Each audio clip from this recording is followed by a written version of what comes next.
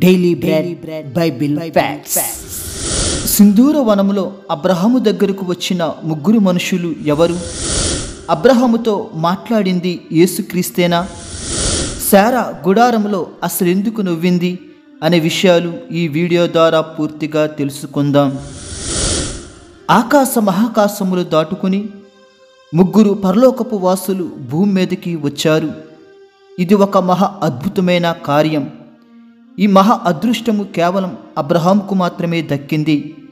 పైగా పరలోకపు వాసులతో కలిసి భోజనం చేయడం అబ్రహాముకు దక్కిన మహా ఘనత.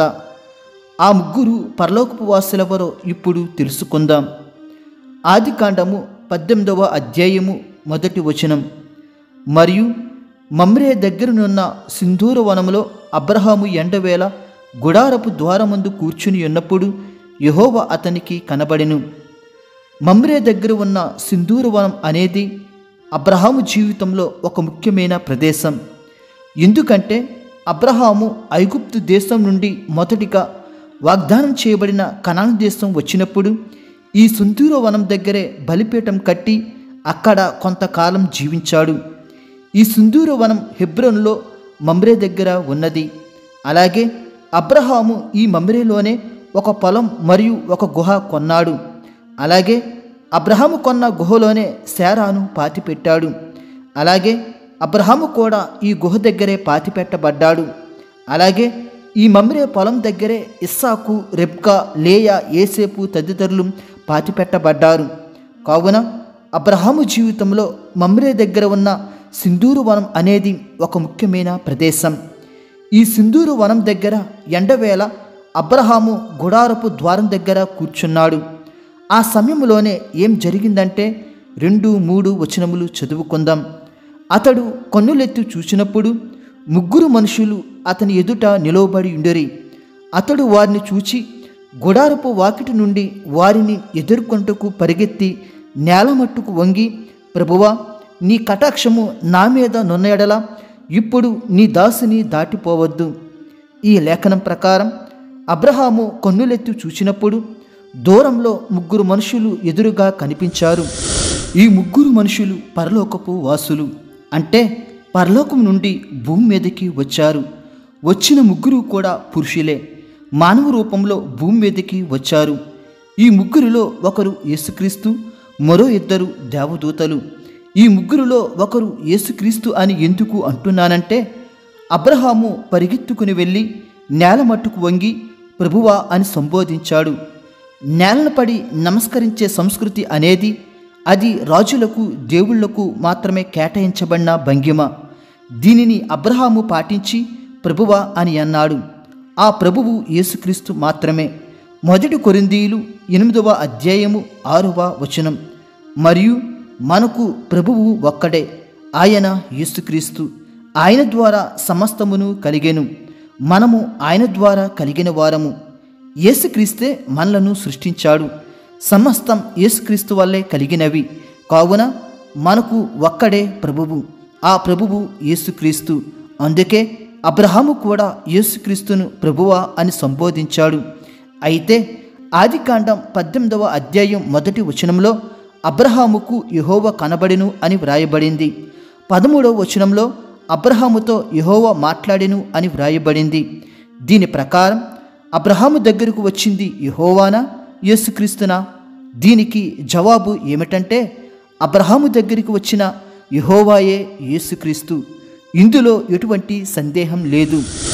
ఎందుకంటే 1 యోహాను 4వ అధ్యాయము 12వ వచనం, ఏ మానవుడును దేవుని ఎప్పుడునూ చూచియుండలేదు. ఈ లేఖనం ప్రకారం ఆదాము మొదలుకొని ఇప్పటి వరకు దేవుణ్ణి ఏ మానవుడు చూడలేదు. ఈ దేవుడు ఎలోహిం దేవుడు. ఎలోహిం అంటే ఒక్కడిలో అనేక దైవములు ఉన్నాయని అర్థం. అంటే ఎలోహిం అనే పదం త్రిత్వ దేవుణ్ణి సూచిస్తుంది. ఈ త్రిత్వంలో తండ్రి దేవుణ్ణి ఇప్పటి వరకు ఎవరూ చూడలేదు.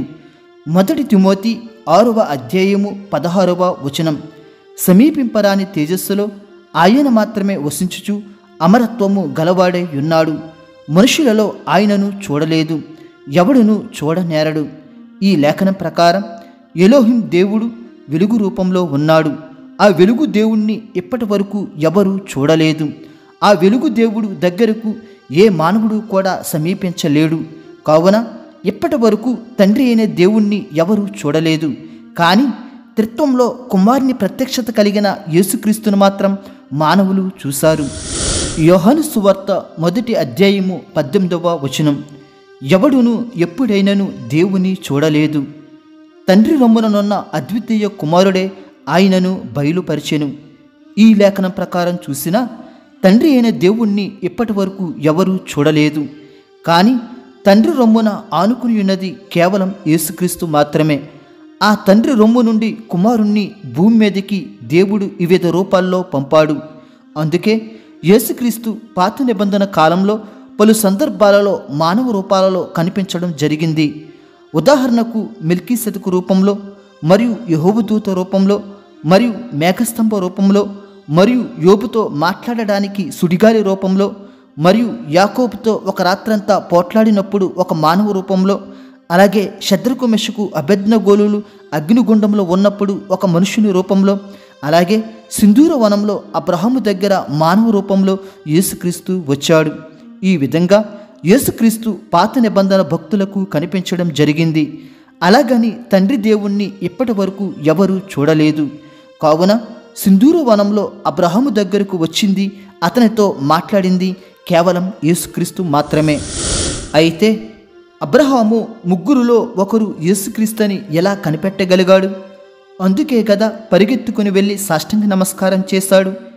ఎలా కనిపెట్టగలిగాడు అంటే, ఇంతకుముందు అబ్రహాముకు పలు సందర్భాల్లో దేవుడు ప్రత్యక్షమయ్యాడు. ఆదికాండం 12:7లో అబ్రహాముతో మాట్లాడడానికి దేవుడు ప్రత్యక్షమయ్యాడు. అలాగే ఆదికాండం 17:1లో దేవుడు అబ్రహాముకు ప్రత్యక్షమయ్యాడు. ఈ విధంగా గతంలో దేవుని ప్రత్యక్షత కలిగిన అనుభవం అబ్రహాముకు ఉన్నది. కాబట్టి వెంటనే ముగ్గురులో ఒకరు యేసుక్రీస్తుని గుర్తించి వారి దగ్గరకు పరిగెత్తి నేల మట్టుకు వంగి నమస్కరించాడు. కావున ముగ్గురులో ఒకరు యేసుక్రీస్తు. అలాగే ముగ్గురులో మిగిలిన ఇద్దరు దేవదూతలే అని లేఖనాలు స్పష్టం చేస్తున్నాయి. ఆదికాండము 18వ అధ్యాయము 22వ వచనం. ఆ మనుషులు అక్కడి నుండి తిరిగి సొదొమ వైపుగా వెళ్ళిరి. అబ్రహాము ఇంకా యెహోవా సన్నిధిని నిలుచుండెను. ఈ లేఖనం ప్రకారం అబ్రహాము దేవునితో మాట్లాడుతున్నాడు.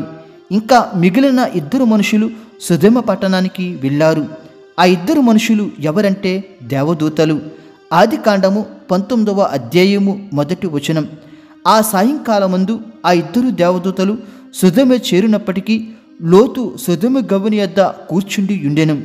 ఈ లేఖనం ప్రకారం అబ్రహాము దగ్గర నుంచి ఇద్దరు మనుషులు సొదొమ పట్టణానికి వెళ్ళారు. ఆ ఇద్దరు మనుషులు దేవదూతలు అని ఈ లేఖనంలో స్పష్టంగా వ్రాయబడింది. ఆ ఇద్దరు దేవదూతలు సొదొమ పట్టణం వెళ్ళినప్పుడు అక్కడ లోతు ఇంటిని దర్శించగా లోతు ఆ ఇద్దరి దేవదూతలకు ఆతిథ్యం ఇచ్చాడు. కావున అబ్రహాము దగ్గరకు వచ్చిన ముగ్గురు మనుషులలో ఒకరు యేసుక్రీస్తు, మిగతా ఇద్దరు దేవదూతలు. ఆ తరువాత అబ్రహాము ముగ్గురు మనుషులకు చక్కటి ఆతిథ్యం ఇచ్చాడు. ఆదికాండము 18వ అధ్యాయము 6-7 వచనములు. అబ్రహాము గుడారములోనున్న సారా యొద్దకు త్వరగా వెళ్ళి, నీవు త్వరపడి 3 మానికల మెత్తని పిండి తెచ్చి పిసికి రొట్టెలు చేయమని చెప్పాను. మరియు అబ్రహాము పశువుల మందకు పరిగెత్తి ఒక మంచి లేత దూడను తెచ్చి ఒక పనివానికి అప్పగించెను. వాడు దాని త్వరగా సిద్ధపరిచెను. అబ్రహాము పరలోకపు వాసులకు ఎంతటి ఆతిథ్యం ఇచ్చాడో ఈ లేఖనంలో మనకు కనిపిస్తుంది. పనివారికి చెప్తే అన్నీ సిద్ధం చేస్తారు, కానీ ఆతిథ్య బాధ్యతలు స్వయంగా భార్యాభర్తలే తీసుకున్నారు. ఎందుకంటే పనివారికి చెప్తే ఆలస్యం జరగవచ్చేమో అని భయం వేసి ముందుగా పని చేయడానికి వారే సిద్ధపడ్డారు. ముగ్గురికి సరిపడా రొట్టెలు చేసే బాధ్యత శారాకు అబ్రహాము అప్పగించాడు. ఆమె ఈ ముగ్గురు కోసం వంట మనిషి అయ్యింది. అబ్రహాము పరిగెత్తి ఒక మంచి లేత దూడను చూసి పనివాడికి అప్పచెప్పి సిద్ధం చేయమన్నాడు. ఈ లోపల వెన్న మరియు పాలు అబ్రహాము సిద్ధం చేశాడు. ఈ విధంగా రొట్టెలు, లేత దూడ మాంసం, వెన్న మరియు పాలు ముగ్గురు మనుషులకు అబ్రహాము సిద్ధం చేశాడు. ఇది ఒక మహా గొప్ప విందు భోజనం. పరలోకపు వాసులతో విందు భోజనం అంటే మహా అద్భుతమైన ఆశ్చర్యకరమైన కార్యం. ఇది అబ్రహాముకు మాత్రమే దక్కింది. ఆ తరువాత దేవుడు అబ్రహాముతో శారా ఎక్కడ ఉన్నదని అడుగుతాడు. అప్పుడు గుడారం లోపల ఉన్నదని అబ్రహాము బదులిస్తాడు. అప్పుడు దేవుడు అబ్రహాముతో ఇలా అంటాడు. 10వ వచనం చదువుకుందాం. అందుకైనా మీ మీదటికి ఈ కాలమున నీ యొద్దకు నిత్యముగా మరలా వచ్చేదను. అప్పుడు నీ భార్య అయిన శారాకు ఒక కుమారుడు కలుగునని చెప్పెను. శారా ఆయన వెనుక నుండిన గుడారపు ద్వారమందు వినుచుండెను. ఈ లేఖనంలో వ్రాయబడిన రీతిగా మరలా ఇదే కాలానికి నీ భార్య అయిన శారా ఒక కుమారుని కంటాది అని అబ్రహాముకు దేవుడు చెప్తున్నాడు. ఈ మాటలు గుడారంలో ఉన్న శారా కూడా వింటుంది. అంటే 1 సంవత్సరం లోపల కుమారుడు పుడతాడని దేవుడు ముందుగానే చెప్తున్నాడు. సంవత్సరంలో కుమారుడు పుడతాడని చెప్పడం ఇది 2వసారి. ఇంతకు ముందు కూడా దేవుడు ఈ విషయాన్ని చెప్పాడు. ఆదికాండము 17వ అధ్యాయము 21వ వచనం. అయితే వచ్చు సంవత్సరము ఈ కాలమందు శారా నీకు కనబోవు ఇస్సాకుతో నా నిబంధనను స్థిరపరిచెదనని చెప్పెను. దేవుడు 17వ అధ్యాయంలోనే వచ్చే సంవత్సరంలో ఇస్సాకును కంటావని అబ్రహాముకు చెప్పాడు. అలాగే సింధూర వనం దగ్గర కూడా వచ్చే సంవత్సరంలో కుమారుని కంటావని దేవుడు చెప్తున్నాడు. అంటే 17వ అధ్యాయానికి సింధూర వనానికి మధ్య కొన్ని రోజులే గడిచాయి, నెలలు మాత్రం గడవలేదు. అందుకే 17వ అధ్యాయంలో సంవత్సరానికి అన్నాడు. అలాగే 18వ అధ్యాయంలో కూడా సంవత్సరానికి కుమారుని కంటావని దేవుడు అన్నాడు.